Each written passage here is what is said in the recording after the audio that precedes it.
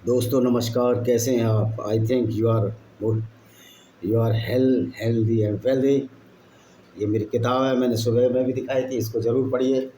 इससे ये पता लग जाएगा किस तरह कांग्रेस, देखिए बीजेपी भी गड़बड़ कर रही है। तो आप ये कहो किस तरह, मैं ये कहूँगा कि किस तरह से भारतीय सरकारों ने जो भी चुन चुन कर समय पर आई, हिंदुओं के साथ विश्वासघात किया और हिंदुओं का वोट लिया, मेजोरिटी वोट लिया। और 14% आबादी, यूँ तो 26 करोड़ बताते हैं, 25 करोड़ बताते हैं, इससे कोई बात नहीं है। इस्लाम में भारत में करीब करीब 2 करोड़ लोगों ने इस्लाम छोड़ दिया है। 12-14 करोड़ जिनकी आबादी रही हो, उसके लिए इतना सब बखेड़ा किया। इसमें इस किताब में सभी का विवरण है। और मैं हूँ विजय कुमार पाल। 10 किताबें हैं, जिसमें जौहर है मेरी by Vijay Kumar Pal, black dots of terrorism, बहुत सारी किताबें। तो दोस्तों, जैसे कि चर्चा थी, अब हम जिहाद, जो कि एक इस्लामी गुंडागर्दी है गैर मुस्लिम के खिलाफ, उसके खिलाफ चर्चा कर रहे थे। और उसमें सही मुस्लिम पुस्तक संख्या 19, सही मुस्लिम एक लेखक था जिसने मोहम्मद की पूरी डिस्क्रिप्शन, उसने ज़िंदगी भर क्या किया उसके बारे में किताब लिखी, जिसका नाम है सही मुस्लिम पुस्तक संख्या 19। और हदीस संख्या 4431 क्या कहती है? 4431। हदीस का मतलब है कि मोहम्मद के क्रियाकलापों के बारे में जो एक घटना का उल्लेख किया, उसको एक हदीस कहते हैं। कई बार ये हदीस रिपीट होती हैं, यानी कि एक ही घटना का विवरण बहुत बहुत बार कई सारी हदीसों में बार बार दिया जाता है, ये भी होता है इसमें। तो इस हदीस में सिर्फ जो मोहम्मद काफ़िले लूटते थे उसका विवरण है, किस तरह औरतों को गुलाम बनाते थे उसका विवरण है।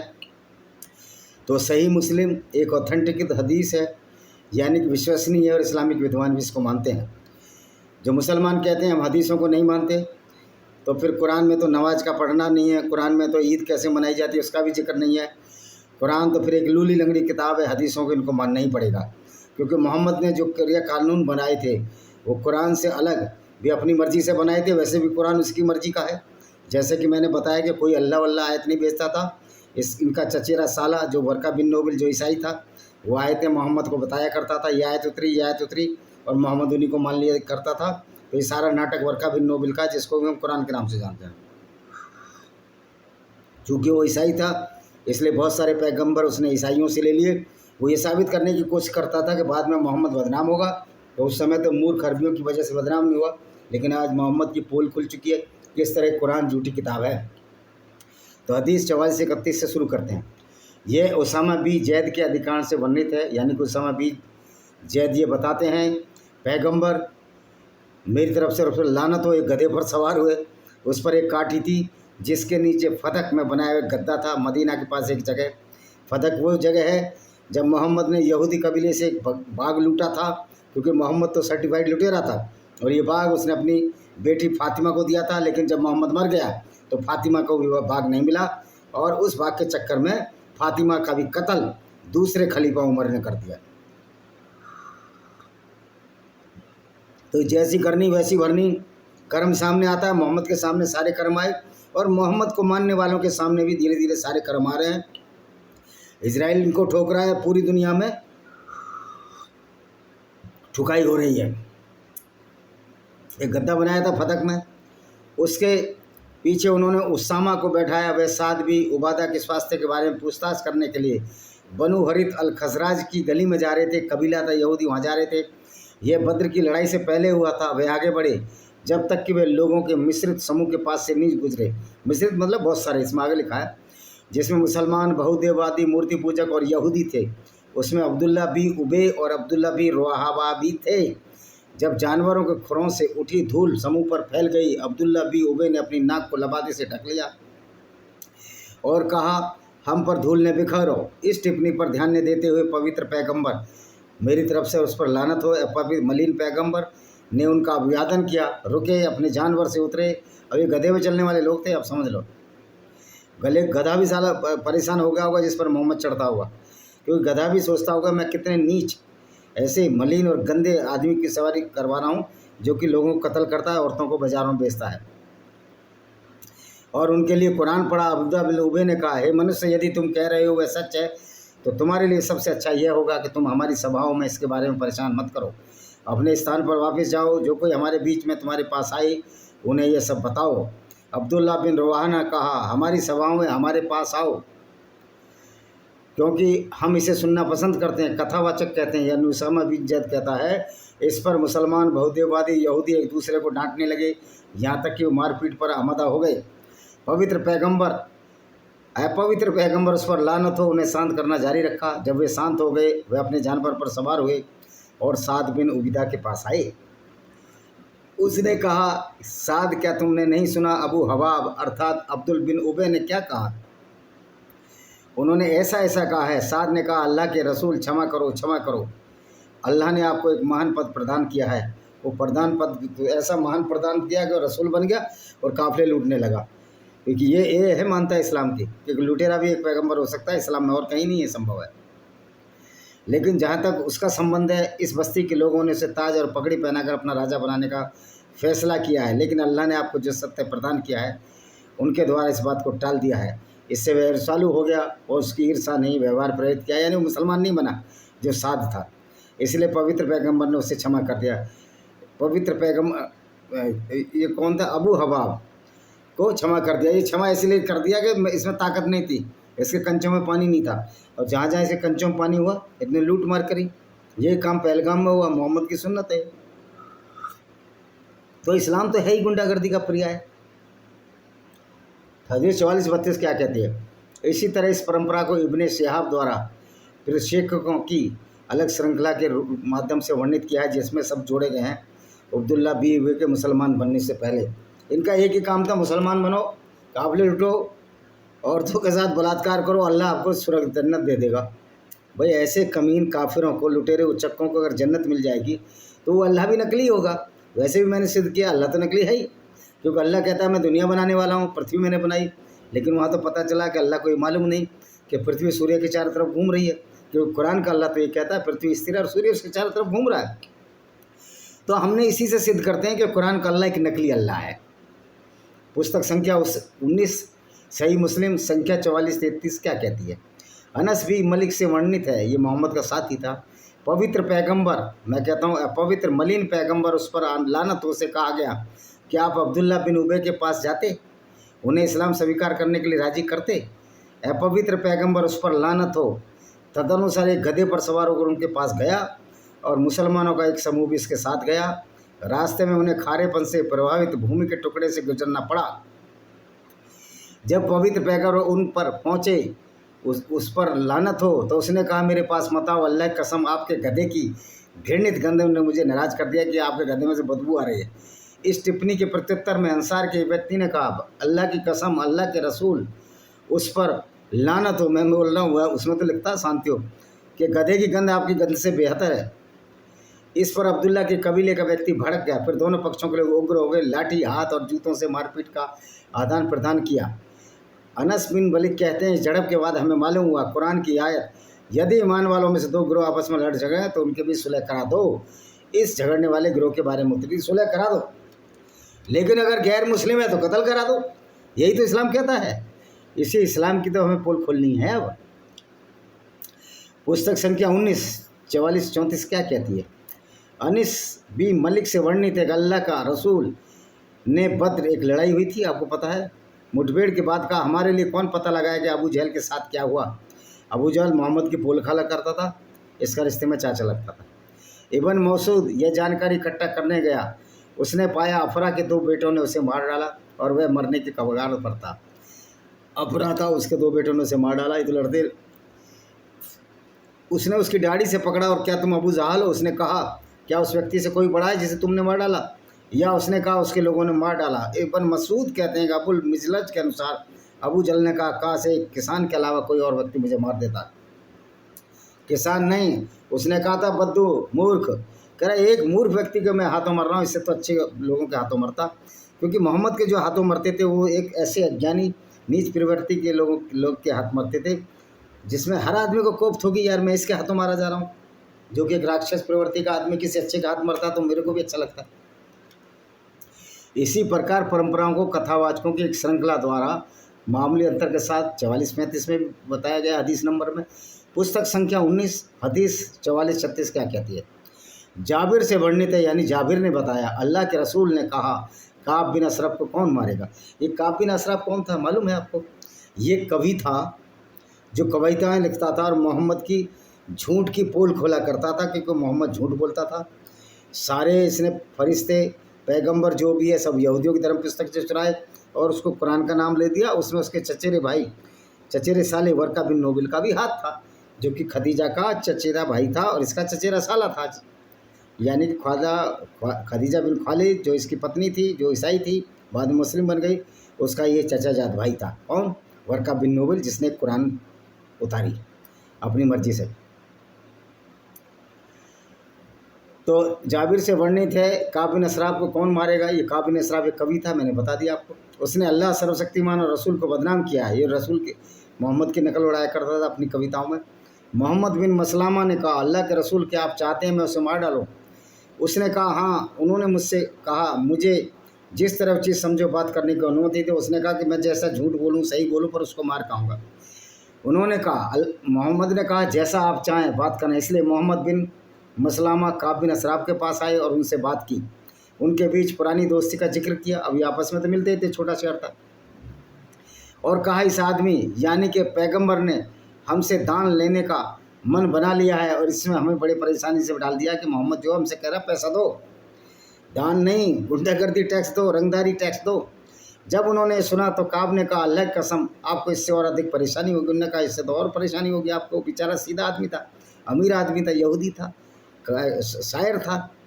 मोहम्मद बिन मसलामा ने कहा इसमें कोई संदेह नहीं, अब हम उसके अनुयायी बन गए हैं और उसे हम जब तक छोड़ना पसंद नहीं करेंगे जब तक हम ये न देख लें कि उसके मामले क्या मोड़ लेते हैं। यानी कि क्या लूट का माल का मज़ा आ रहा था ना इनको, कि वो देख रहे थे कि कब ये इसका इस्लाम ख़त्म हो तो हम भी छोड़ देंगे।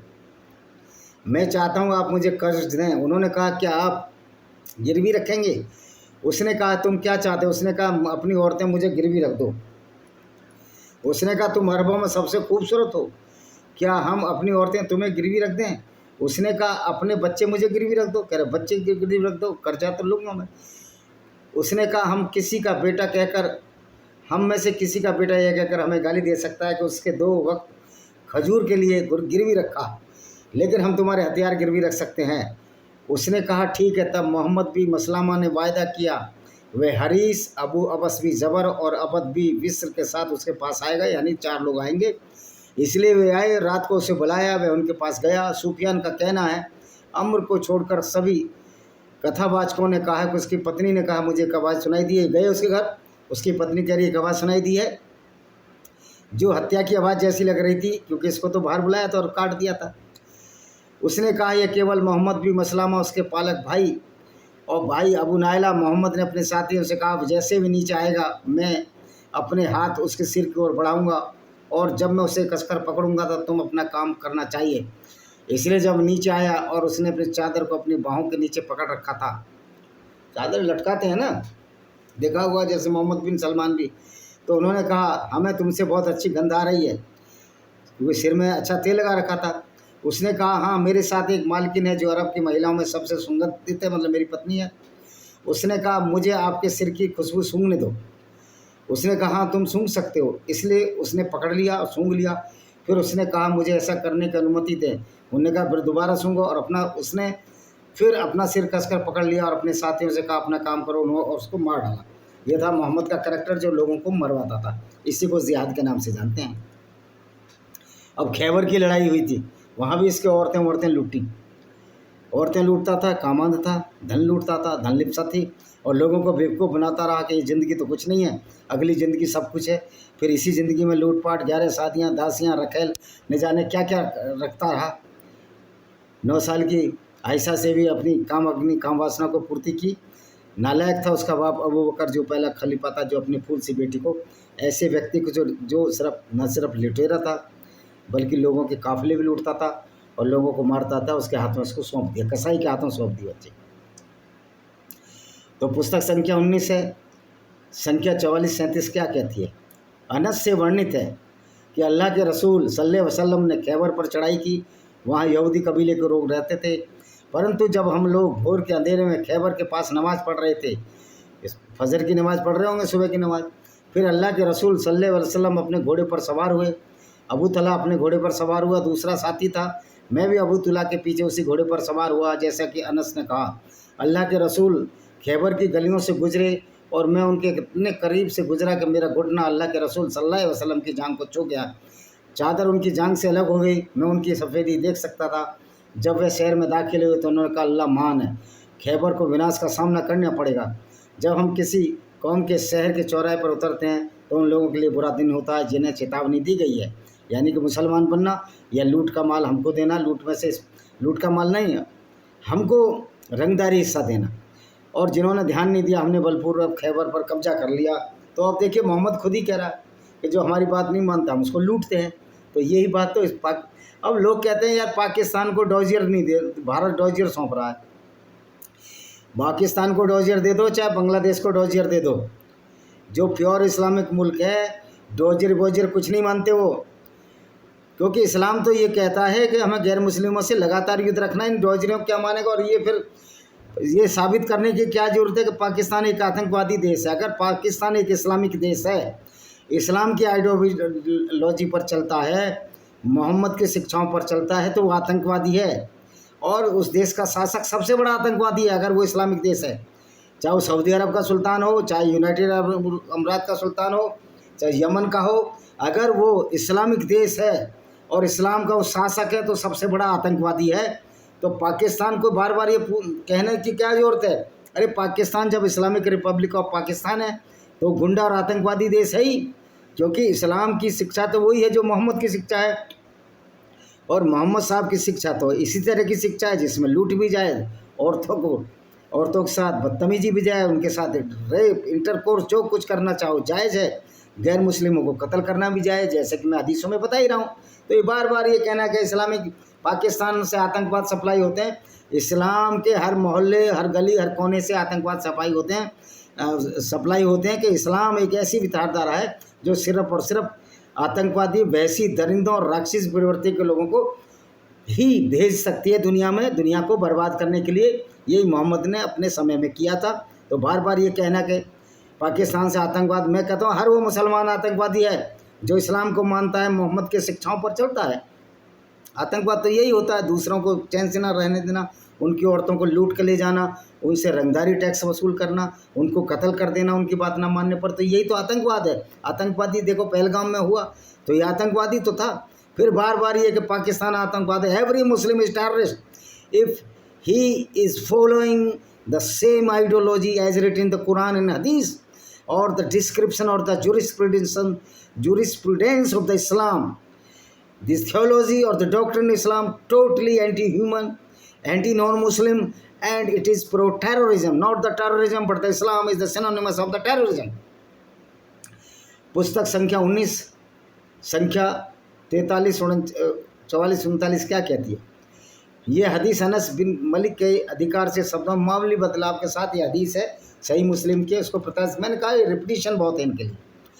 अब ये आज की लास्ट हदीस है सही मुस्लिम की, जो उसने कविता लिखी थी मोहम्मद को चढ़ाने के लिए, शायद उसके बारे में होगा, देखते हैं क्या है। हदीस संख्या 4440, आज 10वीं में हदीस बता रहा हूँ आपको। सलमा बिन अल अकवा से रिवायत है, यानी सलमा बिन अल अकवा ने कहा, उन्होंने कहा, हम अल्लाह के रसूल के साथ खैबर की ओर बढ़े। हम रात में यात्रा कर रहे थे, लोगों में यात्रा कर रहे थे, ऊँटों और घोड़े गधों पर जाते थे। लोगों में से एक ने मेरे भाई अमीर बिन अल अकवा से कहा, क्या तुम हमें अपनी कुछ आयतें नहीं सुनाओगे?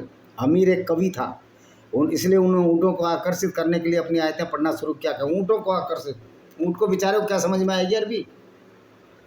हे खुदा, अगर तूने हमें हिदायत न दी होती तो हमने हिदायत पाते न सदका करते, यानी गरीब मुसलमानों को दान देना, किसी भी गैर मुस्लिम को दान देने की इस्लाम में इजाज़त नहीं है, न नमाज पढ़ते। हम तेरे लिए अपनी जान कुर्बान करना चाहते हैं, इसलिए तो हमारी गलतियों को माफ़ कर दे। और जब हम दुश्मनों से भिड़ें तो हमें मजबूती दो, हम अमन चैन अता कर। जब उन्होंने देखा, चीख कर वे हमारी मदद के लिए पुकारा अल्लाह को, लेकिन अल्लाह के जब मोहम्मद के दांत तोड़ दिए तब अल्लाह नहीं आया। जब काबा पर अटैक हुआ अल्लाह नहीं आया। ये अल्लाह है जो कि नकली अल्लाह है, वो कभी आता है मोहम्मद के हिसाब से, कभी नहीं आता। जब मोहम्मद जीत जाता तो अल्लाह फरिश्ते भेज देता था, जब मोहम्मद पिट जाता था ना अल्लाह को याद रहती थी ना फरिश्तों को याद रहती थी। और मोहम्मद जब जख्मी हो जाता था तो अल्लाह को नहीं पुकारता था, अपनी बेटी फातिमा और अपने दामाद अली को पुकारता था, मेरी जान जा रही है, मेरे दांत तोड़ दिए। तो मोहम्मद भी जानता था कि नकली अल्लाह का खेल है, बहुत दिन चलने वाला नहीं है। अल्लाह के रसूल सल्लल्लाहु अलैहि वसल्लम ने कहा, ये ऊँटों का चालक कौन है, ये ऊँटों कौन चलाता है? उन्होंने कहा, ये अमीर है। उन्होंने कहा, अल्लाह उस पर दया करेंगे। एक आदमी ने कहा, उसके लिए शहादत सुरक्षित है। अल्लाह के रसूल, काश आपने हमें उसके जीवन के से लाभ उठाने की अनुमति दी होती। कथावाचक यह कि जो इस हदीस को बोला, वो कहते हैं हम खैबर पहुँचे, उन्हें घेर लिया और जब हमने घेराबंदी जारी रखी, जब तक कि अत्यधिक भूख से हमें पीड़ित नहीं कर दिया, तब अल्लाह के रसूल सल्लल्लाहु अलैहि वसल्लम ने कहा, देखो अल्लाह ने इसे तुम्हारे लिए जीत लिया है। और जब वह दिन शाम हुई जिस दिन शहर जीता गया था, मुसलमानों ने कई आगे जलाई। अल्लाह के रसूल सल्लल्लाहु अलैहि वसल्लम ने कहा, ये आगे क्या हैं, वे क्या पका रहे हैं? उन्होंने कहा, वे मांस पका रहे हैं। उन्होंने पूछा, कौन सा मांस? उन्होंने कहा, घरेलू गधे का। ये गधे भी खाते थे मोहम्मद साहब खुद। उन्होंने कहा, उन्हें इसे फेंक देना चाहिए, बर्तनों को तेड़ देना चाहिए जिसमें पकाया जा रहा है। उन्होंने कहा, वे ऐसा कर सकते हैं। जब लोगों ने खुद को युद्ध के लिए तैयार किया तो आमिर ने अपनी तलवार पकड़ ली, जो कि काफ़ी छोटी थी। उन्होंने एक यहूदी को उससे वार करने के लिए अपने आगे चलाया।